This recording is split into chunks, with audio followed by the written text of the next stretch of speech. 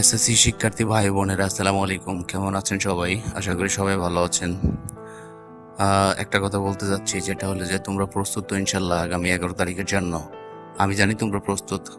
আমি জানি আমার ভাই বোনেরা ভালো রেজাল্ট করে প্রমাণ করে দিবে যে তারা ভালোভাবে এক্সাম দিছিল, আর এটা প্রমাণ করবে যে তারা ভালো রেজাল্ট পারফরমেন্স করে ভালো কলেজে ভর্তি হবে ইনশাল্লাহ। সবার ভিতরে একটা আশা যে আমার রেজাল্ট ভালো হবে। আমি দোয়া করব আল্লাহ যেন আমার ভাই বোনদের রেজাল্ট ভালো করে দেন, সবার মনে আশা পূরণ করেন। তো ইনশাল্লাহ আগামী 12 তারিখে দেখা হচ্ছে কার রেজাল্ট কীরকম।